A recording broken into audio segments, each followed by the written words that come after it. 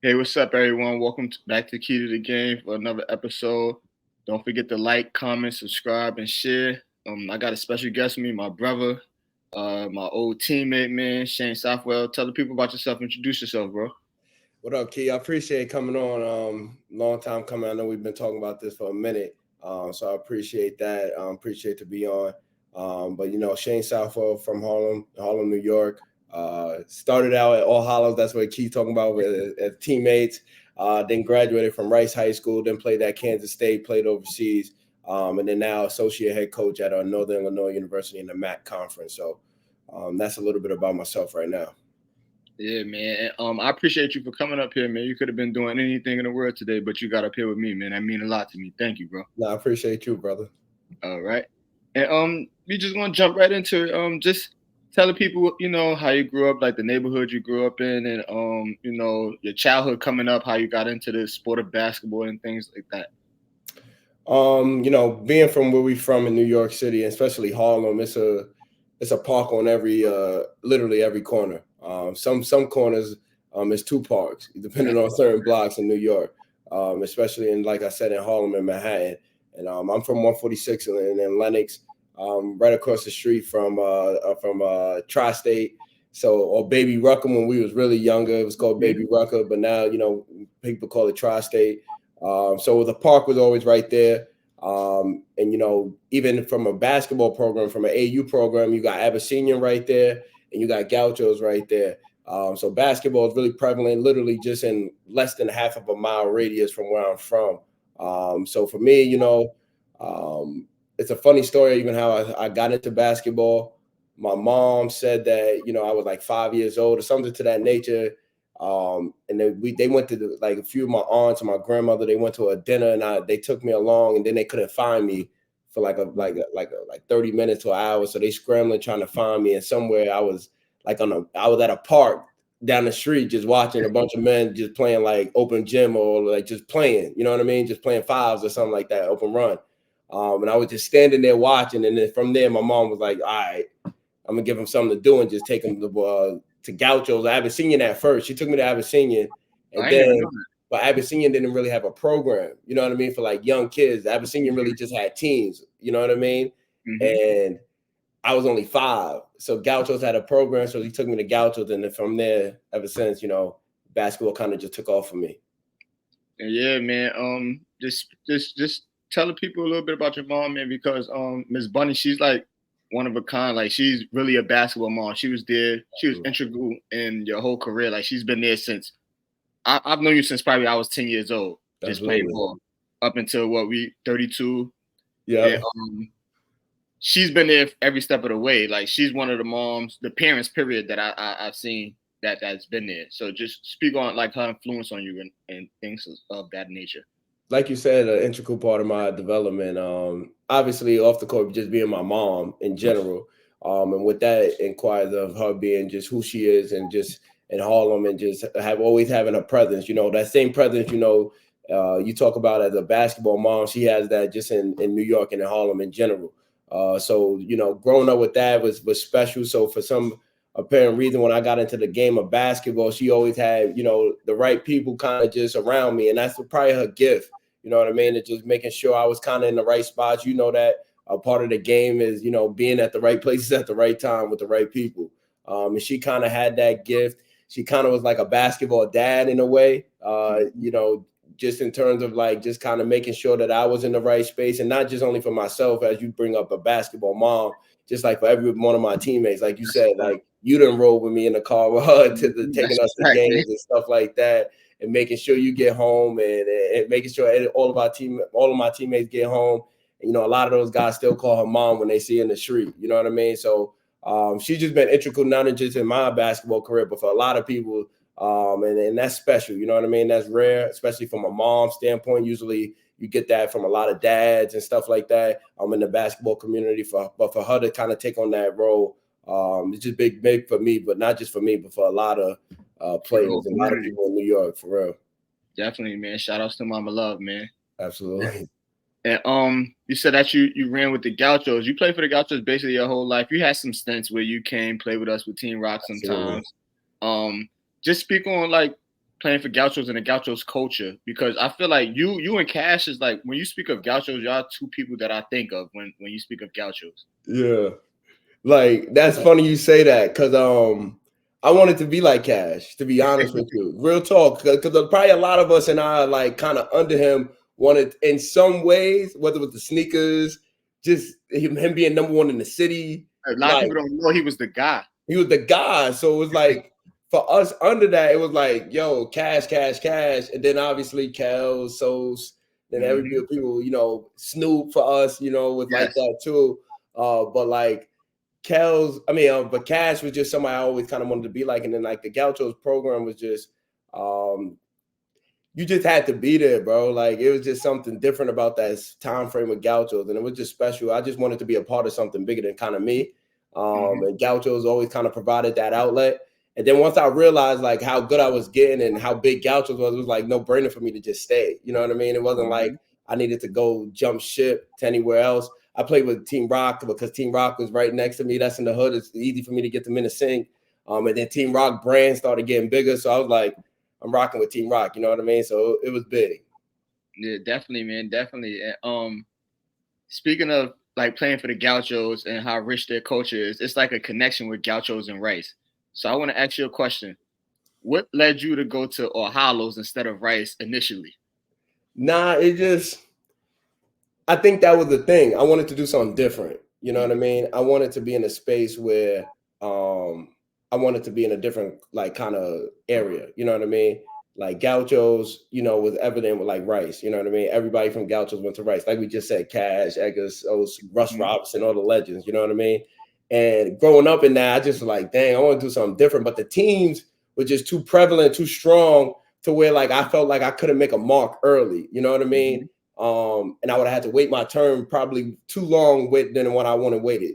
End up being my junior year regardless, but I didn't want to necessarily wait to my junior year. You feel me? So I wanted to see if I can go somewhere where I can kind of build my own name. And All Hallows was the picture, and like everything academic, you know, being at All Hallows was a big academic school at the time. So I had a little bit better grades coming in St. Charles. You know, St. Charles, Mount Carmel, you need grades. So I wanted to kind of go to that route. You know what I mean? And I don't know if it was your impact, but y'all freshman class, y'all brought a great freshman class. You, Devon, who went to Oregon State, Muhammad, Tevin. You guys, I was there. I was a grade higher than y'all, so I remember like yesterday. You guys lost the first game in the same race and didn't lose for the rest of the season. Y'all took it. Yeah. So going to my junior year, I'm like, all right, we got these guys coming up with us. We should be a pretty solid team on Voss. And you know, we was pretty solid until things didn't work out. Yeah. But, you know, that's another story for another day. We can talk about it. We good, brother. All right. So yeah, like I got kicked out of Hallows, and I always said like all of us was gone that year. Like what happened? So, like you said, from starting back from the process of going to All Hallows, right? Like, so even when we was making my decision on like what school I was going to, it was kind of like college. It was preparing me like college. So I had a big three. I had, you know, Rice, All Hallows, and St. Ray's. And everybody thought I was honestly going to go to St. Ray's. And I really wanted to go to St. Ray's because it was like, it was big enough for me where it was a national schedule. You know, All Hallows wasn't necessarily a national program. Yeah. With St. Ray's and Rice was a national program. And I could see myself still getting that start early. You know, obviously they had Truck, they had Amari Lawrence, they had, you know, Kevin Parent, my brothers. But like I could be that other guy, like the young boy in that process. You know what I mean? The young player that can still get better, learn, but still do his thing. Whereas Rice, it was like during that time, we didn't even know who Kimber Walker was going to be that. So like Kentucky, man.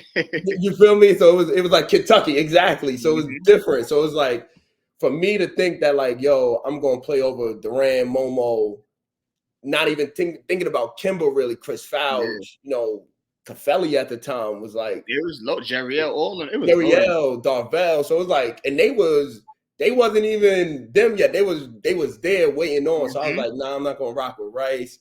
It's too much. I want to, but it's too much. You know what I mean? It's too many players, too many things going on right now. But All Hallows had that perfect storm, right? But it's a funny story because you know my brother, like Devon, right? That Devon Collier legend, right? That's my boy. Me and him actually like going into 8th grade, right? And you know, I was ranked and stuff like that. You know what I mean? Always kind of been that in New York or whatever. And we play against New Heights, and everybody's talking about this new kid that's coming around that's, you know, doing his thing, Devon Collier.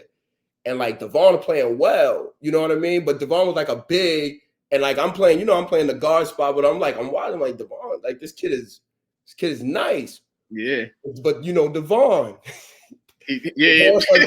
Devon start getting too rowdy. Devon, you know my bro. He's like, so Devon start getting rowdy. Is crazy, man. Yeah. Devon start getting rowdy, and you know me, I'm a little rowdy myself. So we get in a scuffle, right? We get in a scuffle. That game, like in 7th grade, 7th, 8th grade, we get in a scuffle. But from that, you know what I mean? Our relationship became really strong because we then like my mother and his father like was just like, yo, y'all gotta hash this out, like just talk. And then was like, yo, what school you going to? Once we the relationship, I'm going to All Hallows. Word. All right, boom. Then it's like, you know, I always played with, you know, speaking of like have a basketball mom and my mother, another person she kind of took in, you know, Muhammad Lee, who was really, really talented at the time and one of the better players, not only in the city, in the country.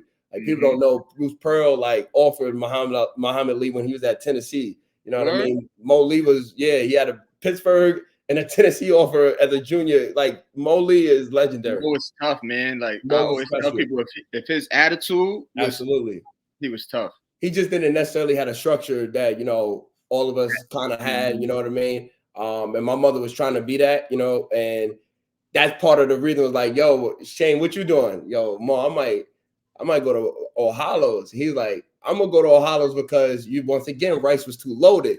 Yeah. So I'm like, Mo Lee, let's do it. And then Tevin, you know, played with the Gauchos as well. So it was like a situation where it's like some of my teammates already at the Gauchos program was going to All Hallows, and I knew that with Devon, boom, we can be really good. And then we played Teray at the All Hallows middle school class. Yeah, I played in that too. Yeah, and Teray got to it. Yeah, you want to know what's so funny? We played against Muhammad in All Hallows tournament. For real? That's crazy. So we played against the All Hallows tournament, and Teray got off. And I'm like, what school you going to? He's like, I'm coming here. So I'm like, all right, something brewing where All Hallows can be something. So we all go there, and then like you said, the freshman year was just kind of special. We only lost one game that first game, the same range. We kind of was all nervous too because everybody was talking about us. And I think Devon was out that game too. Yeah, Devon like got suspended or something like that, and Devon and myself wasn't supposed to play freshmen, and then we got moved down because we got in trouble. It was just a lot, right? Like a lot of weird just dynamics. Yeah. So it was like we wasn't even necessarily ready for that game in a sense, like, and what that came with. Like, you remember the freshman game and how packed it was. It was like, yeah, hell yeah. Like, what's going on? It was a triple header. Yeah, it was like, what's going on? Like one of those situations. And, you know, I don't think we was necessarily understanding where we was at. And then from that game, we just kind of hit stride. And then that, you know, we decided to all stay kind of that second year, and we thought it was going to be special. Like we knew we was going to have some lumps going into that next year. Then adding you, then Rashawn, you know, moving up to Vars. We was like, all right, the future is going to be there. We just going to get better, and then the future is going to be there. Because I don't even think we had a senior on our team. No, it was like we was growing with each other. You, Rashawn, Juan, Kendall, like it was like kind of like Jared. It was like, all right, we got a bunch of young guys that's gonna play with each other for 2-3 years. You know what I mean? And it looked like something that could be really promising. Where it could be more about us. You know what I mean? Not our names. You know what I mean? Or the brand. You know what I mean? It could be like kind of our thing. That's what I saw in like that whole process. You know what I mean? And that's honestly what Ed Gonzalez sold me on. You know what I mean? Because I came there for Ed. You know what I mean? So when Ed Gonzalez left, that kind of took a big hit in our relationship with All Hallows in general. Yeah, like the special times, we had some special times. We went out to Gonzaga DC tournament, man. We played in there. We played against some incredible talent out there, man. We had some fun. I remember speaking of Devon crazy ass, I remember we was wrestling in the elevator, and you know Devon big as shit. He about 6'9". Yeah, this tall ass slammed me out the elevator. I look up. guess who's just as soon as the elevator opened, I look up on the floor. It's Coach Carey. Coach Carey. I said, "Oh shit, I'm in trouble." Yo, but yeah, man. Yo. Great times with you guys, man. But just speak on like your reason for transferring to Rice, leaving All Hallows, going to Rice. No, absolutely. You know, speaking of Devon again, you know, me and Devon, you know, I don't know if you. I think I was going before y'all. Yeah, you was going before, so I don't know if you made it to the Cardinal Hayes game. Nah, I ain't playing that game. Yeah, so remember we struggled. Obviously, like you talked about, we played St. Ray's early first game of the year, played Rice, or like we played like the Gonzaga tournament. So yeah, we at the time I didn't even know like that school was what that was. Remember, we was kind of like Googling it on the ride, like, oh, we were one of those tournaments. Like, like we didn't really know what was up. None of us really knew what was up. We just like, oh, we going to DC to play. Like, and I remember literally like Googling on the ride, like who Gonzaga was, because I wasn't hip to what DC basketball culture was in general too. You know how we are in New York. You think everything in New York is just the best out there. You know what I mean? Right. So we didn't necessarily know the Gonzagas, the DeMathas, the teams we were about to play against, and all that shit. Yeah, we didn't understand what was going on. But we was Googling it on the way in. But I just, you know, we started out the year really was struggling, but we was a young team, so it wasn't that, you know, bad off. And then me and Devon got into it at the Cardinal Hayes game. And then once we got into it between two teammates, just butting heads, just not seeing eye to eye because, you know, losing and frustrations and things of that nature. Not to cut you off, I do remember that. I felt like you was there. So me and Devon got into a fight, altercation. And, you know, from that game, you know, literally after the altercation, which happened on the court, you know what I mean? Which happened through the game of basketball and competition. We hashed it out literally right after the game. My mom was there. His dad was there. Coaches was there. So we hashed it out after the game. And then the next day when we go into the school, you know, the principal and the assistant principal, you know how they were. They just kind of, you know, told us we were suspended for like 15, 17 games. Something just outrageous. It was just something so outrageous. So me and Devon, we're literally in a meeting with each other back to back, though. Like Devon goes in and is like, yo, wait till you, I'm gonna wait. Like literally his father read is like, we're gonna wait till y'all meeting to see if they give y'all the same kind of, I don't know if it was like, I don't know if he was like, yo, are y'all about to get the same punishment as we just got? Go ahead. Then we came out like, yo, we just got a 17 game suspension, 13, whatever the game was, right?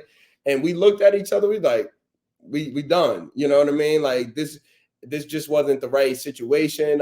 Just the school was just trying to focus too much on not being a basketball school when it can blend, you know what I mean? And it can coincide with one another. And they just wasn't that, you know that. And they were singling us out in every different way. And it just didn't work, you know what I mean? So we had to make moves, and we both went to better programs, and it worked out. I always tell people, I said, man, that was the best decision, one of the best decisions of your lives, getting up out of All Hallows. Yeah. And you transferred to Rice. You know, you have to. I don't know if people know, the viewers that's going to see this. When you transfer Catholic to Catholic, you have to sit out a year. So you transfer mid sophomore year. So you come back your mid junior year, if I'm not mistaken. Mid junior year. Yeah. And like, how was that process for you? Because I know as a 15, 16-year-old kid, you anxious to get back on the court. Yeah, it was very interesting. It was weird. It was a difficult time, but an interesting time because like that's when the world was starting to like kind of change, just in terms of how politics and basketball coincided. And I was kind of going through that. I was like a free agent. That situation happened in January, I believe, and I didn't get to Rice till mid-February, maybe late February.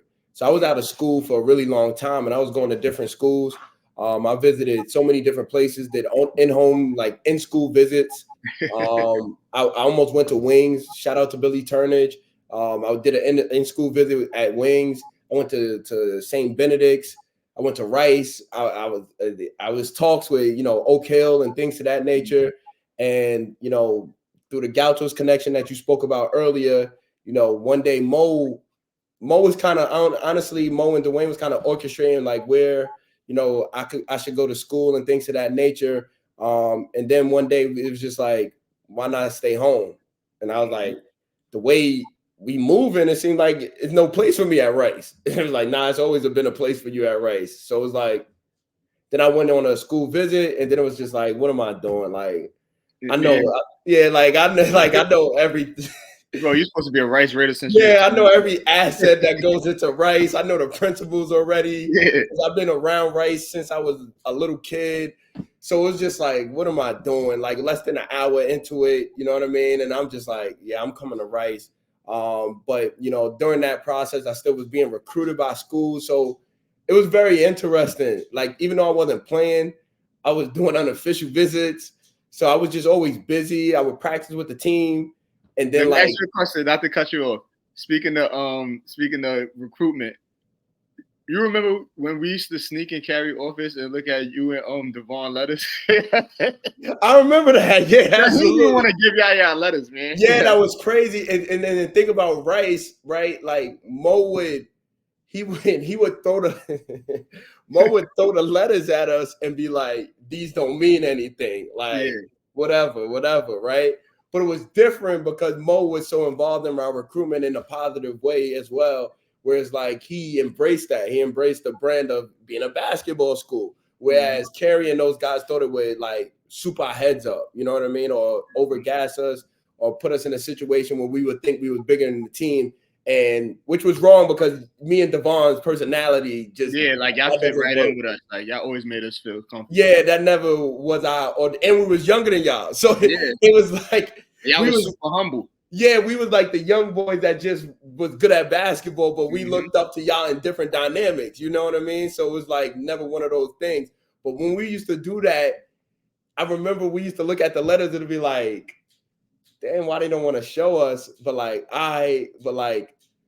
even for me, that's when the recruiting process started to make me realize that, like, you know, it's like really like political and cliques. And even as a college coach, I started to understand it, like why Manhattan and St. John's is just, you know, around much more, you know what I mean? But then when I go to Rice, Manhattan and St. John's ain't as around as much, you know what I mean? Because, you know, that all coincides with the politics and everything that coincide with, you know, college recruitment.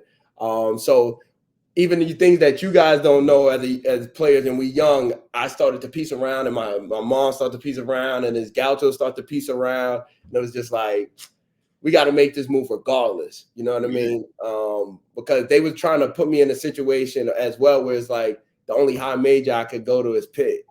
And you know why. Yeah, and like it's either Pitt or St. John's Manhattan. You know what I mean? And it was just like, nah, it's much more to it. You know what I mean? So even with the, you know, sitting out at Rice, it was tough, but it was really good because I got to practice sometimes until they literally, the CHSAA came back and said, I can't even practice with the team no more. I practiced like 3 weeks, and then they said I'm not allowed to practice because of the eligibility rules and transfer rules that you talk about going Catholic to Catholic. But even those practices opened my eyes and like, oh, I'm good enough. Like I can do this, but like Kimball working on a different time, like Durant working on a different time, you know, Fouch, and even like the kind of like the role players, with no disrespect, the Jeff Harrises, the Charleses, you know, Darvell, these guys are working at a different time. James Stooks, it's really work here. You know what I mean? Not to disrespect what we was doing at All Hallows, but it's just a different level. So I was like, all right, I need to get ready for this next couple year. You know what I mean? I had that whole time to kind of to look at the season and see what I needed to fit. And then when I got back the season, it was a different level of how we just kind of took off. I mean, yeah, you guys, that's that 2009 season, 2008, 2009 season. I mean, you guys win the city and the Federation Championship. You guys knock off Lincoln, which had Lance Stevenson. Just talk about that ride. Going from All Hallows, where, you know, we struggled, we had a young group, to now you're going to Rice. You guys are nationally ranked. You guys are going out the country to go play games. You know, you guys are like basically like the Lakers. You guys are getting everybody best game every night. Like, just talk about that. Man, that year in general was just was really like one of my, like, in terms of my life and like development. That year was the start and probably like the peak of like where I probably gained the most ground of just totality of just developing who I was, you know what I mean? And what I could be and what like basketball and everything means to me. Like, because like during that year, we watched the Super Bowl with Kobe Bryant. Like that's something that always jumps out to me. It was like stuff like things like that just kind of, and that's the game before he had 60 in the Garden. You know what I mean? So it's just like, yeah, we gotta win. You know what I mean? Like we working on a different time frame, and we had such a national schedule. We played Finlay, and I wasn't allowed to play, and we struggled in that game. We lost by like 17 points, and like I could see my value on the team and what I needed to do for us to be good. And it wasn't much, but it was a lot. You know what I mean? At the same time, and seeing us play against Finlay, then we played Malik Waynes at Roman Catholic, then we played Brandon Knight, and like I wasn't there for none of those games, so I'm like literally like just like that's early in the season, and like the non-conference, and I'm like losing it, like just like yo, because some of Brandon Knight's in my class. That game was really for like Rice, but like for me, where like Malik Waynes and Avery Bradley, that's for Durant, but like that's my class, you know what I mean? And I was just like, yo, I can't, like, this is like the worst thing that ever happened to me, you know what I mean? But we end up losing early to like St. Ray's. We didn't start out to even the Catholic League really strong. We lost to like St. Ray's, we lost to like Severian, RP to Pop played well. We lost some of those games early, and then like it was just like a perfect storm. Like when I was coming back, like the guys started to find their stride. You know what I mean? Durant started to find his stride, and then I got inserted into the lineup. And then Rice usually is known for being really small. Yeah. But when I came into the lineup, we got like just really big. You know what I mean? You're a 6'7" point guard, man. Yeah, nah, for real. So we started me, Durant at 6'4", Jonathan Williams was 6'4", Stoops was 6'6", but he brolic, you know what I mean? Big muscular frame. And then we started Kadeem Jack at 6'9", 6'10". So like this Rice team, just like we were just huge. We was bigger than everybody. And then it was just like, honestly, I think we lost one game maybe. I don't remember if we lost or not during that time frame. I felt like we lost to somebody, but I can't remember. But we was on another page. And then obviously that Lincoln game, we was nervous going into that one. I was nervous. Durant will tell him another story. Durant, he act like he knew what was going on before that, but I was nervous. You know what I mean? Because what not only what Lincoln was, but what Lance was. Yeah. In New York, not only in New York, the country. Lance was not only the best player in the country, but like also a bully with it. Like, you know what I mean? At that moment, he probably was arguably the best player of any class. Well, he's a senior at that time, so yeah, he's the baddest motherfucker in the country. But he's been that for about 2-3 years. Yeah, that's what I'm about to say. It was Key. So think about it. Earlier we talked about like who we looked up to. I looked up to Cash, Kurt. I wasn't even in school when they was a senior. I was in 8th grade. You feel me? So I'm not even in school with them. Lance Stevenson was a freshman and beat them in states. Like dominated. So then the sophomore year they beat them in states. Then they played Kimber and them. I'm sitting out and he give them 40 at prime time. So I'm like, so it's one of those where it's like, a lot of people don't know Lance took PSAL all 4 years. Like that's crazy. All 4, and he had 3 cities. He had 4 PSLs, and he had 3 states. That's insane. So he was about to sweep it. That's so insane. I'm looking at this like we gotta be on a different level. And because of my size and because of who I was, if Durant gets in foul trouble, I'm next up. Yeah. So I gotta get ready for this. And I remember, shout out to my teammates, Sean Maddox, Jack, just guys. We was up all night just talking about the game, talking about what could this do. Like we better than we better than Sos, we better than Russ Robb, we better than seriously, we were just talking for hours about like, yo, if we win this state championship, we in a different stratosphere. And truth be told, this is the key on why we won that game and how it took us to another level in that game. We was warming up. I can tell everybody still kind of like not nervous, but like had that respectable fear about the game that we about to play for the state championship, right? Mm-hmm. Or the semifinals to going into the state championship. We just like in the tunnel, like getting ready, stretching, throwing the basketball around, about to run out, before our warm-ups. And like we just got our pregame speech. Yeah. And then like Lance comes by. Like dressed, chain on, walking through.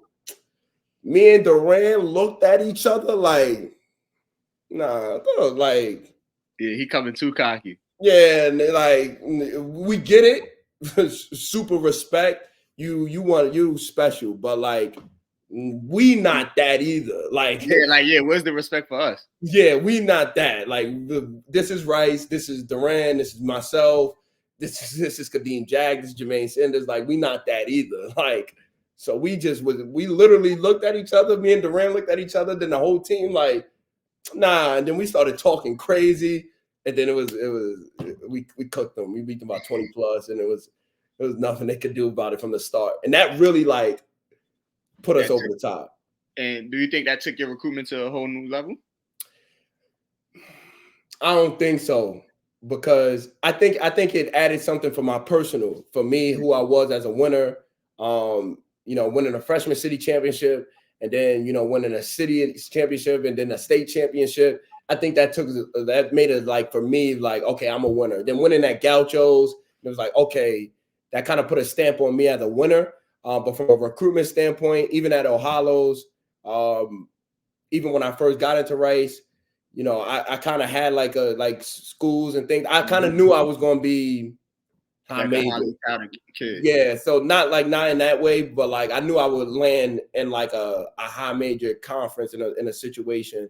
That game didn't necessarily take me over the top. It was other games. It was probably, honestly, since you brought that up, probably the Super Six. Like when we played against Patterson Catholic at Fordham, that kind of took me over the top. Was it Pop there? No, that was Pop there, or that was Joint Theater on it? That's Pop. That's Pop. Fuquan, Kyle Anderson.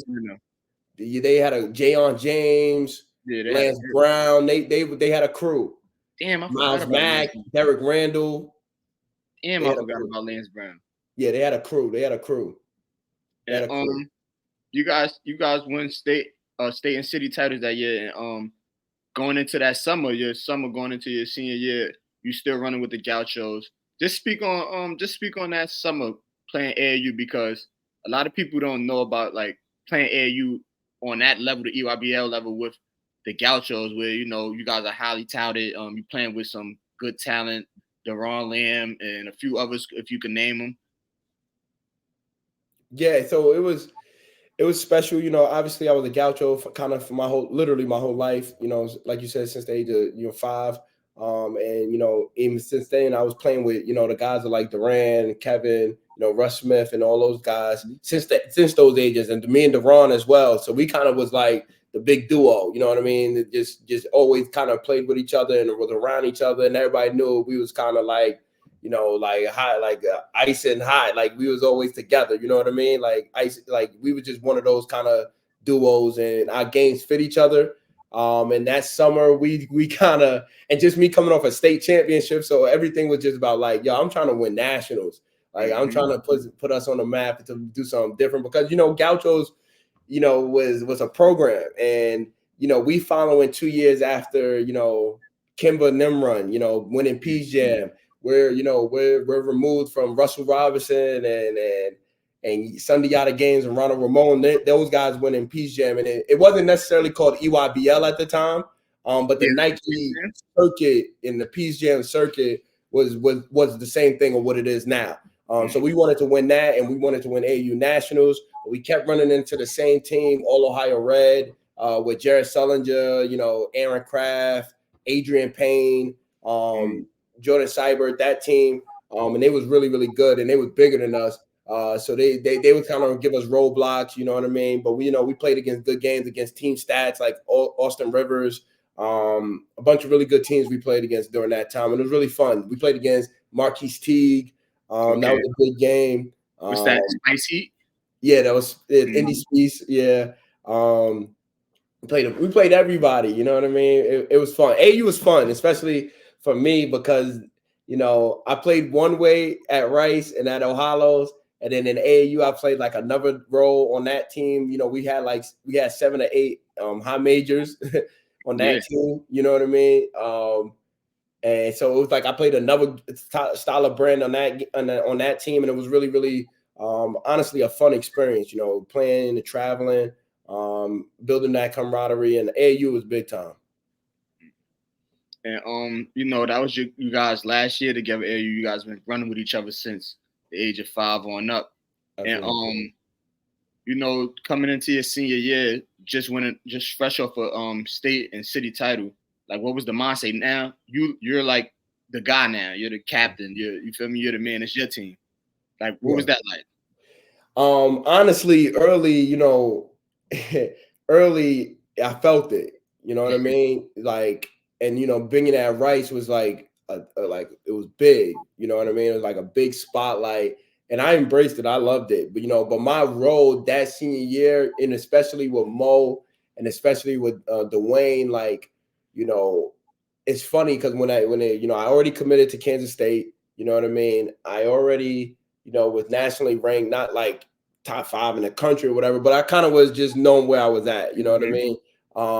And not to say I was comfortable, but I knew where I was at, you know what I mean? And proving things would have happened just organically.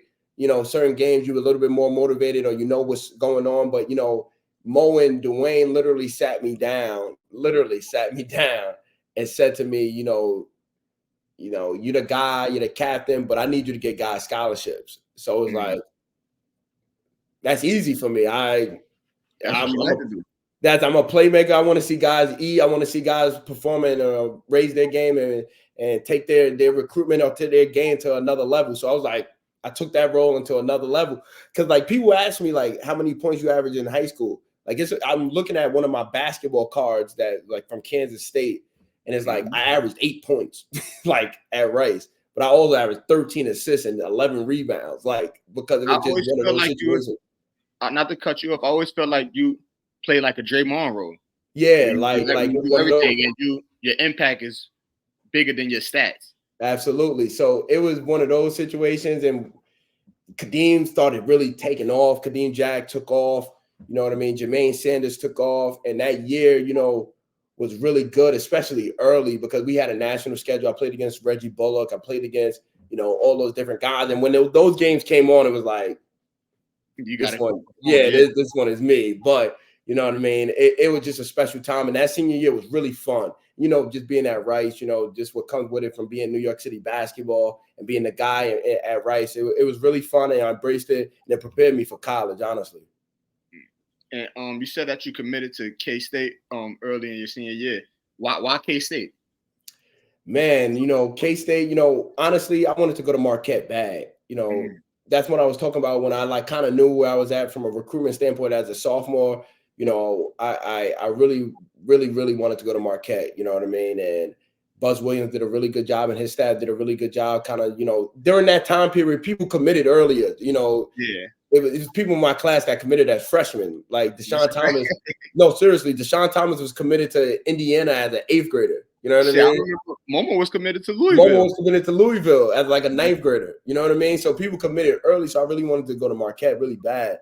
But it's just the timing. You know what I mean? Things years later kind of just manifest where it's like, all right, I want to go there, but it's not the place for me right now. You know what I mean? And then, I had like South Carolina, I had Providence, I had St. John's, I had those things that I was kind of really looking at and I was keen on. Xavier at the time as well. But Clemson too. But then Kansas State just felt like kind of what I needed and was home. Playing for Mo Hicks, he's a demanding coach. Playing for Tommy Swin at Gauchos, like People don't know about time. People don't even know they're different. You know what I mean? So I always felt that I needed to be around that energy. You know what I mean? And that feeling, that kind of demanding kind of presence. And Frank Martin was that every bit to the T. You know what I mean? And then when going on a visit, you know, I see Kurt Kelly, I see Jordan Henriquez, I see Is Amari there yet? Amari's not there yet, you know what I mean? But Devon Peterson is there. It just was like, yeah, we good. Like nothing like college could feel like this much of being like almost home. And then they sold me on a little Manhattan, Kansas, Manhattan, little Big Apple to Little Apple. So it was a perfect blend. And, you know, at the time, this was before they went to the Elite Eight. So it's like I can see myself once again, just kind of like All Hallows. I want to do something different. Everybody's going to the Big East. You know what I mean? And where we from? Big East, Big East, Big East. You know what I mean? So I'm like, I want to go somewhere a little bit different. And the Big 12, that was different. You know what I mean? Not a lot of people from New York went to the Big 12. You know, Jamal Tinsley, Curtis Stinson. It's rare. You know what I mean? So it's like the Big 12 is something different, you know? And Curtis didn't play yet. So it was like me and Curtis about to play at the same time. And like that was big bro. So I got 2 years to play with Kurt Kelly. So it was like a no-brainer. I made my decision early. And Kansas State kind of just grew little by little and just kept growing. And then while we was there, Kansas State became just like this huge program. Yeah, I mean, you guys, you were a part of that team that went to the Elite Eight, like the most winningest team in the season, right? No, I was the year after. Oh, you was the year after. Okay. But when I came in, we was preseason ranked number 3 in the country. So it's like we getting into that, you know. Yeah, I got the expectations. Not your average K-State. Yeah.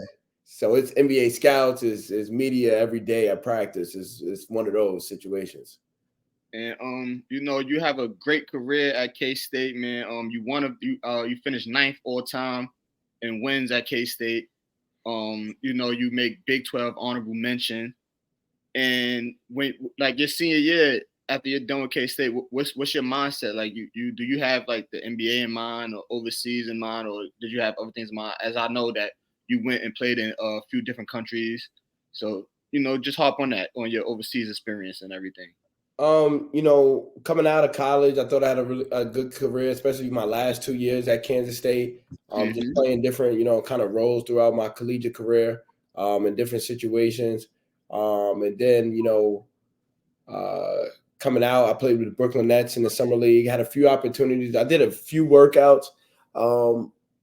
Probably, you know, made a decision to play with the home team in the Brooklyn Nets. I probably should have played with somebody else in summer league.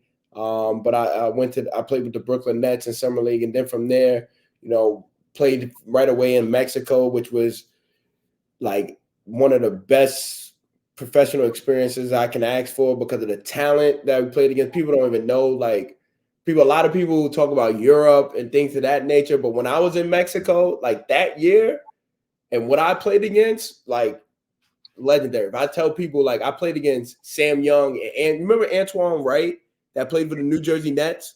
No, I don't recall that name, but I do remember Sam Young. That's from Pittsburgh. So I played against a team in Mexico that had 2 NBA drafted picks on their team. Like EuroLeague teams don't have that.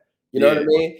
Another team I played against, shout out to the New York City, they had 2 Holloway and Devin Ebanks on the same team. I want to get 2 Holloway up here, man. Yeah, the 2, that's my dog. Like, so they had 2 and Devin Ebanks on the same team. And it's versus me and Denny Clemente, like it's hectic. That was hectic. Yeah, that's a good game, man. Denny Clemente was at K-State too. Yeah, me and Denny Clemente was at K. He was at K-State the year before me with that Elite 18, like you said. But it was just one of those situations. Like Mexico was special, and my team was located in Cancun, so it was just a really good feel for me. And then from there, played in Australia. Australia was big time. Played in Switzerland. Really enjoyed that because that was my first time in Europe, playing in Europe, and a quick stint in Japan. But you know, it was fun and playing Europe and overseas. I kind of just got better each year and year. And then I stopped when I like hit my peak, you know what I mean? Just to kind of go to a different direction in which I am in now in coaching. So it just was a fun time to travel the world and have that experience to say I did that. Can't trade that for anything in the world. And what would you say was your best city that you was in or country that you was in, and what would be the reason why? I was always in really good spots. I was lucky enough, man. Like I said, when I was in Mexico, I was in Cancun. When I was in Australia, I was in Tasmania, which is like an island. You know what I mean? When I was in Japan, I was in Shiga, Japan. So Osaka is the city. I'm in Osaka, like one of the biggest cities, which is very American, modernized as well. But my best time was in Switzerland. And in terms of like just growing in general, like Switzerland, obviously people know, but from the banks and the financial situation like that, and how prevalent and how rich it is as a country. And my city was like 30 minutes from Zurich. And it just was a really, really good time. And that was like probably my most time from learning from who I am and what I need to do. And I had a really, really good season that year, averaging like 17 points per game. And really, really doing well. And it was looking like I was about to be in one of those situations where my next job was like a EuroLeague level job. And speaking of that, what made you like stop hooping at your peak?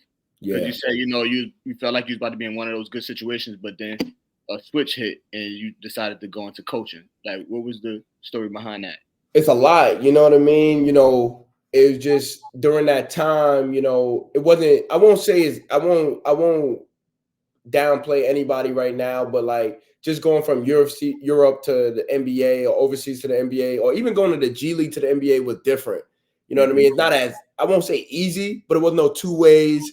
Yeah. It wasn't that outlet. You know what I mean? Like Russ Smith was getting 80 points, 70 points, and not even getting called up. So so it's like, what we doing here? You get what I'm saying? But with that same thing, I was really playing well, and I can see like the end of the, not the end of the career, but like, all right, I'm about to really, really get some like high level jobs in Europe and things of that nature.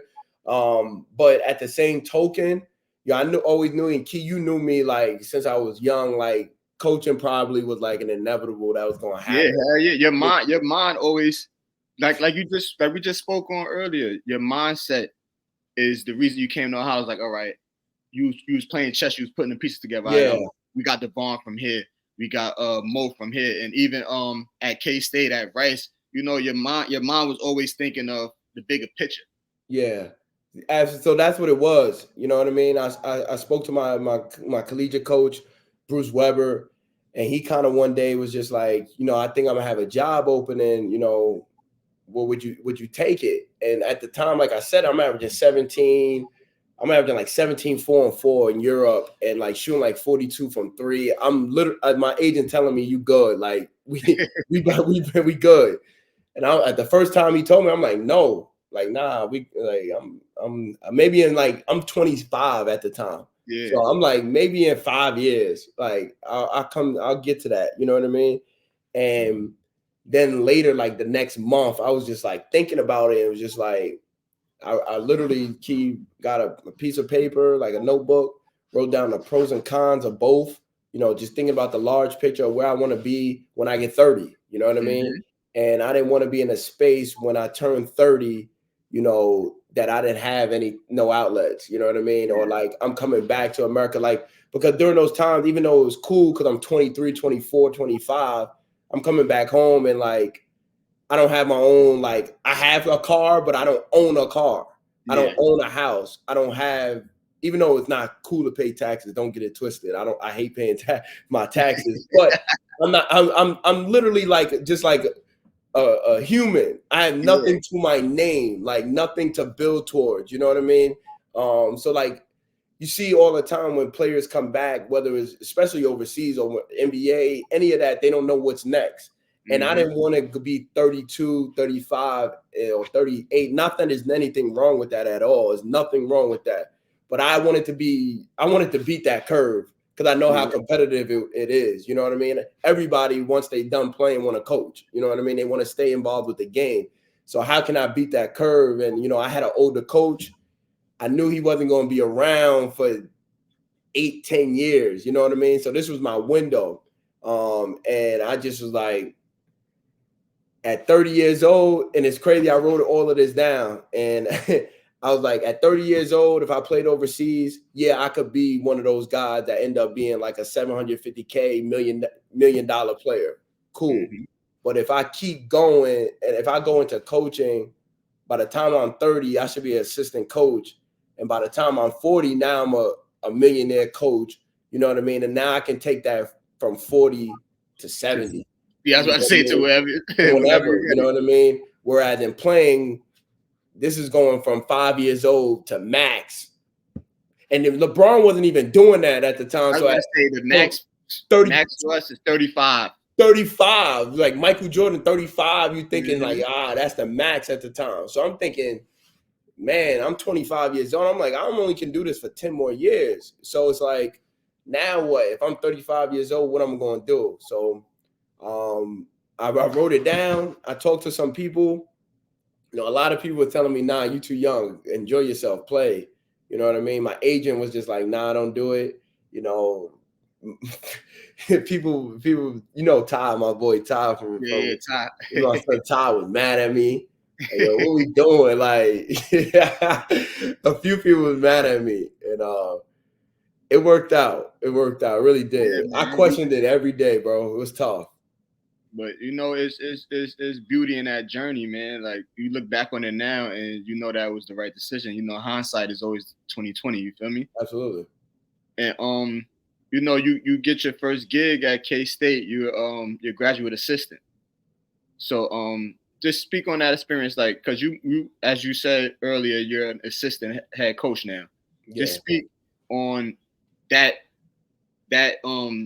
journey going from grad assistant to assistant coach, because that's a hard journey. You're assistant head coach. That's a hard associate head coach. I'm sorry. Yeah. And that's a long journey in itself. Like, you feel me? You putting in long, hard nights and days. I appreciate that, man. Like, Key, like I told you, so making that decision, it was kind of rash. It was a difficult decision, and at the time, like, nobody was doing it. Nobody, like, I don't want to say I was the first, because I wasn't the first at all, but nobody was really doing it. You know what I mean? It wasn't prevalent to just see players that wasn't in their 30s or older to just finish their career when they can still play and just jump into coaching. But so my mindset was, I'm not a GA. Yeah, I'm preparing myself as an assistant coach, so that when I'm 30, I'm preparing myself to be a head coach or an associate head coach. So when I'm 35, I'm a head coach. Now I'm preparing myself to whatever my goals will be at that point. So when I came in and I had other GAs with me at Kansas State, I can tell that they was just so happy to be GAs, and I didn't want to be a GA. You knew what your worth was. I knew what I wanted to be. You know what I mean? I wanted to be an assistant coach. I wanted to be, I wanted to be a head coach very soon. You know what I mean? Probably impatiently, thinking I can do it in 2 years. You know what I mean? But I wanted that. But honestly, shout out to somebody that became really, really special in my journey, Barry Brown. He was the key and like the change or the tick that made it was like, all right, it's okay to coach. Because I came into a liking situation of his development. He came to me every day and was like, yo, you was a good player here. I'm here. Help me. You know what I mean? Because he was only averaging 9 points at the time, and he was going into his junior year, and it was like, it's that space of like, you could turn this, you could turn it up, or you can just kind of stay. And if we can have a good career, but you can just stay kind of right here and have like a little steady increase of getting better. So like just every day, he wanted to work out 2 times a day, 3 times a day. It was like exhausting, but he was keeping me sharp. And like, I was already hungry. So it was like me and him just kind of boom. And so with his hunger of wanting to get better and me wanting to, be a really good player development coach, but also just wanted to learn the game, it really made my hunger in different ways. And me and Bruce became really, really close. Coach Weber where he would really start to listen to me, and like in middle of games or in scouting reports and things of that nature, he really started to listen to me. And then that just gave me all the confidence in the world. And from there, you know, we won. You know what I mean? We went to the Elite Eight. You know, we won a Big 12 championship, and then it was just like, yeah, coaching is this is this is what I need to be doing. And then, you know, Robert Morris comes, and then a bunch of just it keeps going. Then back to K-State, and then now here as associate head coach. It's hard, but you know, I'm glad I got into where I'm getting at, and I can't wait to keep seeing what the journey got for me, man. Yeah, man, and the head coach at Northern Illinois, man, I read something where he called you up and coming star in this business, and you was very integral in the careers of guys like Nigel Pack, Marquise Noel. Yeah. I want to ask you something about Keith, because a lot of people don't know. Well, you know, I have a relationship with you. I'm real close with Keith's older brother. When I left All Hallows, me and his older brother was in FDA together. Yeah, absolutely. So I got real cool with Keith. And I remember he was at Arkansas State. And you know, I know that you and K-Son is like this. Oh, now we talking. Alfie. A lot of people don't get to know that those work is, brother. Alfie was the assistant coach at Arkansas State. Little Rock, Arkansas. Little Rock, Arkansas. I'm sorry. Did he throw you that alley? So the year before I stopped playing ball, remember Keith is at Bishop Lachlan. Mm-hmm. So Deron Lamb went to Bishop Lachlan. Right. So Deron like kind of not had him under the wing, no disrespect to Keith at that point at all, but just kind of like, yo, like, hey, do this, do that. Yo, I was a McDonald's American, just kind of showing him the ropes. Grooming him, yeah. Yeah, grooming him. And, you know, we it was like late afternoon, and I was supposed to have me and Deron supposed to have a workout at Gauchos. And Keith was at Lachlan working out like early in that day. And like Deron was like, yo, pull up to Shane crib. You know, everybody stop at my crib, right? So pull up to Shane crib. We're going to work out. Let's just say 7:00, right? And it's like 5:00. So Keith's coming to the crib, and we just playing 2K, whatever. And Keith is like, it's like 7:00 now, and Keith's just like, yo, I need to go to the gym. Like, can we go to the gym? But like the gym is like locked now. And we calling Dwayne, they won't, like, the gym is locked, it's done, right? So I can tell Keith is mad. Like, I'm like, yo, I don't really know Keith at the time. Deron know Keith. I just know of him, you know what I mean? One of those situations. Know his brother from just Harlem, like, you know what I mean? And I don't really know Keith, but he like hungry, like thirsty, mad at us, like, yo, I could have been he's like, yo, I could have been at Riverside. I had a workout, I'm like, yo, I just got a workout in, and like, I'm not like fiending to go to the second or third workout. So like that like motivated me to like, I got to get on my grind, because like this little dude like is special, and he put the work in. So clearly I got to line my basketball career up. Fast forward 4 years later, literally only 4 years later, boom, I see what Keith is doing at Little Rock. My best friend is Kayson Townsend. You know that. And Kayson Townsend, older brother, is Alfred Jordan. So I'm watching him, who's now the head coach at Clark Atlanta, who just got Coach of the Year. Shout out to him. Yeah, Alfred has always been a basketball mind, always been a really good person, and that's why he's doing a really good job as a coach down at Clark Atlanta. So I always kind of was just watching. And then, you know, Alfie took the job at Clark Atlanta, but it was because of COVID, they wasn't necessarily having a season. But Alfie, you know, kind of just was telling me, you know, Marquise is in the portal. What do y'all think? And I'm like, this is a no-brainer. You know what I mean? I'm just like, we need a point guard. You know, even though Nigel Pack is, you know, a point guard, but he's a scoring point guard, we need another dynamic figure at Kansas State. You know what I mean? We need another ball handler that can make some plays on his own while Nigel kind of plays off the ball, scores, and kind of just focus his mind on doing the things that he do really, really well, which is scoring and shooting. And it took some convincing, because obviously Marquise is coming from a lower level at Little Rock, Arkansas. And obviously Marquise is 5'7", 5'8". So it took a little convincing, but the film just ain't lie. the numbers ain't lie, the winning didn't lie, and just me telling Bruce Weber that story of like this kid, like he wants this, like he really, really wants this. And you know, Coach Weber, shout out to Coach Weber because he took a chance. You know, people don't transfer to the Big 12 from Little Rock, Arkansas, being 5'7" from Harlem, New York. That's not normal. Like, so Bruce Weber took a chance. That he took a chance on me, took a chance on Marquise Noel, and look what it turned out to be, man. You got an All-American to the Big 12. Yeah, they did All-American. Not a lot of those. NBA pro, man. Yeah. And you know, like that, I feel like that was dope of you, man. A lot of people wouldn't ever been able to piece that together. But me, you one of the few. Even Kels didn't even piece that together to the Final Four. When I seen you at the I think it was the Elite 8 or Sweet 16, I was there with his brother. Yes. At the game. Yeah. And I was Kurt had got me tickets to the first game and stuff. I was telling Kurt, like, yo, that's my young boy. You get what I'm saying? I'm cool with his brother or whatnot. And I was telling him, like, yo, I think if I'm not mistaken, Shane might have did this, that, and the third. He like, yo, I don't know if he really knew Alfie, but he like, yo, that makes sense.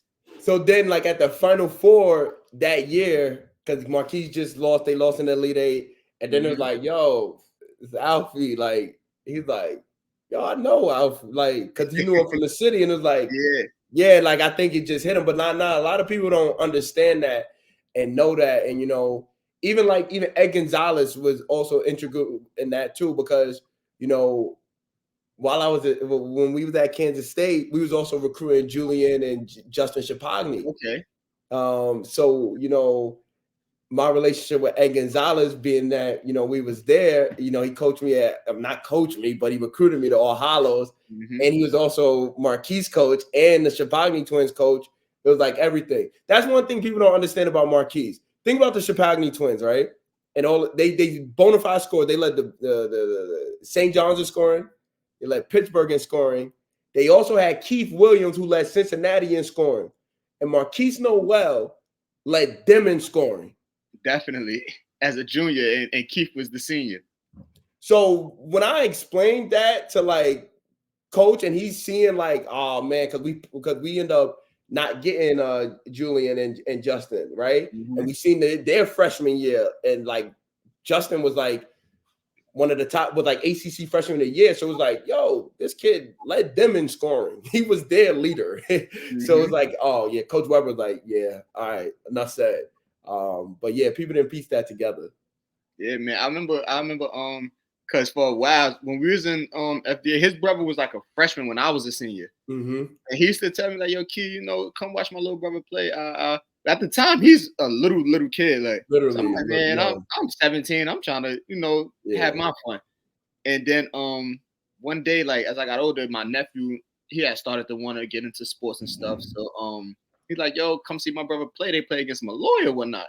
So I'm like, all right. At the time, I'm living in Long Island with my mom's. You know, Malloy's not too far. Yeah. So I'm like, all right. I took my nephew over there. We went to see him play. So while we sitting there, I'm watching the lamp line. It's another dude on Malloy. He throwing it between the legs and all that. You could take a guess of who he is. Cole Anthony. Cole, yeah. So I'm like, yo, Marcus, who that? He like, yo, that's Greg Anthony. So he a pro. He a freshman though. Keith is a sophomore. And I watched Keith tear his ass up. I watched him tear his ass up. Then from there, I just started going to a lot of his games. I seen him get at Danny Green, little brother. And, you know, I just became real close with Keith, his brother, his pops. And, you know, I literally just seen his pops at Fordham Sunday. He was at the game. But, yeah, and it was dope because a lot of people, like I watched a lot of people not be big fans of him. And I was a big fan. Part of it was me being biased. But I felt like, for me, he was really good. And I was telling people like, yo, watch when he get to the college level. He's going to be better than a lot of these dudes that y'all talking about, better than him on the high school level. And look, you feel me? It made me look like a genius for what he has become. See, like even in coaching and in my business where I got to recruit and evaluate, you said something that's really important. You got to trust your eye. You got to trust what you know. You've been around basketball your whole life. You know what I mean? So you know what's a good player and what's not a good player. You know that. You know what I mean? And I tell people like Marquise being five, I hope this don't become like a hot take when I say this, right? Marquise being 5'7" on the basketball court is like Victor Wembanyama being 7'5". There's nobody else on the court that's 7'5". There's nobody else on the court that's 5'7". You know what I mean? And Marquise Noel, I actually have a small, like a miniature point guard, and he doesn't know how to play small. Yeah. Its advantages to being 5'7". You said it earlier, I was a 6'7" like point guard. You think I want to guard somebody 5'7"? Or you think you want somebody 5'7" under I you? want somebody 5'7" guarding me? I'm trying to dribble the ball, like, and he's right there. So even for me evaluating him towards the Big 12, where it's like 6'3" point guard, 6'2", 6'5", 6, I'm like, they're gonna have trouble bringing the ball up on him and staying in front of him on ball screen coverages. You come off a pick and roll, and you're a 6'10" big man. You're used to seeing 6'3". No matter how athletic or quick or fast or whatever. If you're 6'10" and you see 6'3", that's a dynamic you're used to seeing. When you come on the ball screen and you see 5'7", you're not used. You don't see that at 6'10". So he's in the pick and rolls and sometimes get lost. And he knows how to play be 5'7", and he knows how to play small, which allows him to play big, which why he had so much success in the collegiate game. And we know in the collegiate game, guards rule the world. You know what I mean? Most of the times, if you look at the tournament runs, it's led by guards usually. You know what I mean? And so for me, it was just like, we need to have one of the better backcourts in the country, and Marquise Noel and Nigel Pack, and they was just a year away. They was just young. You know what I mean? They needed time, and it was coming along really, really well. And obviously, you see what they did with their career. Yeah, man, that was pretty dope, man. And like you just broke that down, man. I feel like you're gonna be a star in this business because I feel like you got that mindset like a Draymond or Rondo. You get what I'm saying? Like you think it ahead, and I don't see why Rondo's not a head coach right by now, but I think that he'd be one in the future. And I think that your future is bright also, bro. Like I'm looking forward to seeing you, see what you do over the next couple of years, man. And before we get out of here, I just got 2 more questions for you. I'm gonna ask you, where do you see yourself in 5 years?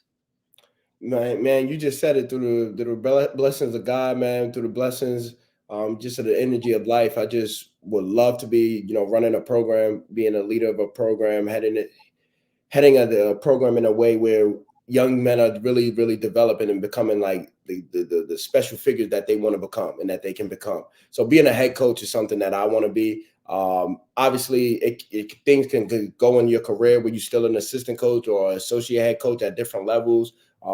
That's not something that I'm just fixated on, but I would love to be a head coach in the next 5 years. I think it can happen. And if not, we're just going to continue to grind to be such. But coaching is the thing for me. You know what I mean? Whether it is being a head coach or being an assistant coach or an associate head coach, coaching is the main thing. Yeah, man. If you didn't know, or if you didn't know, man, you've been a coach your whole life. You just was a coach as a player. You was coaching us on the floor, man. But crazy. It's crazy. But, yeah, man. But my last question. It's a question that I ask everybody that come up here. It's basically the main thing of this podcast. Key to the game, as you can see, is the title. And when I say key to the game, it's just like some wisdom or some knowledge or some advice you could give to the younger coach or to your younger self that could, help you prosper down the line. I would say, we spoke about earlier, just about me, my next phase in life, and that's my marriage. You know what I mean? Shout out to that, man. Congratulations to you. I appreciate that. That's big time. I appreciate that. And my wife, one day we was watching LeBron James, and she said he lives his life like he's the main character in his movie. And like, it was like, say that again. She explained it. And I knew what she was saying when she explained it, but it was just like, nah, I can take that and spin that in so many different directions. And when I was able to, I did the commencement speech for St. Charles. I did graduation last summer. And that was my main message that I'll tell all young, not only student athletes, but young people and just people in general is that, you know, you are the main star in your own movie. Life is a movie, you know what I mean? And you got different settings, you know, that's like your location. So you got to be aware of your settings and location at all times, you know what I mean? And make sure that you're in the right places and the right settings and location. And then you got to have the right characters around you, supporting cast around you, just like in a movie. Your cast is really important if you want to have a great movie or not. Every great movie got really good supporting cast, not just their lead actor. And then, like you brought up many a times, my mother was my best co-star in my movie growing up. And then, you know, you just got to make sure your story has details in it and that you're following a story. A great movie has to have a story that pieced together the right way. And you can't just be all over the place when you're trying to gain that story or reach that goal. You got to have plans within that. So just like a story, you got to follow the guidelines of that structure. So life is a movie, and be an integral part of your own movie. So that's my biggest takeaway. Damn, I ain't gonna lie, I never even heard that before, but man, that's from my wife. She went to Duke, so she different. Yeah, man, that was a Jew, man. Tell wifey, man, that was a Jew, man. Yeah, that was she's special for that. But yeah, man, Shane, I appreciate you, bro. It was a pleasure catching up with you, man. This was well overdue, man. I'm glad that we was able to catch up, man. I wish you best of luck on everything that you got going on in the future, man. I'm sure you're gonna make a great husband, bro. And you know, just keep going, bro. Just keep going, man. There's beauty in that journey, man. Just keep your foot on the gas, man. And, I appreciate you, Key. You know, we rock since we was younger. You was a great player. You know that. You know, just certain things just ain't materialized because of whatever reasons, but it is. But you know, you was always that, and like a really good special friend for me as well. Just in anything anytime we saw each other was like always, bro. We were like best friends. You know what I mean? Always. We took the train together from school. Yeah. So I appreciate this platform that you're doing. Keep it up, man. Thank you, bro. And you know, that's episode don't get me wrong, I think episode 17, y'all. I got a lot of episodes, y'all. I'm sorry, but that's episode 17, man. Don't forget to like, comment, subscribe, and share, man. That's another one in the books. Appreciate you.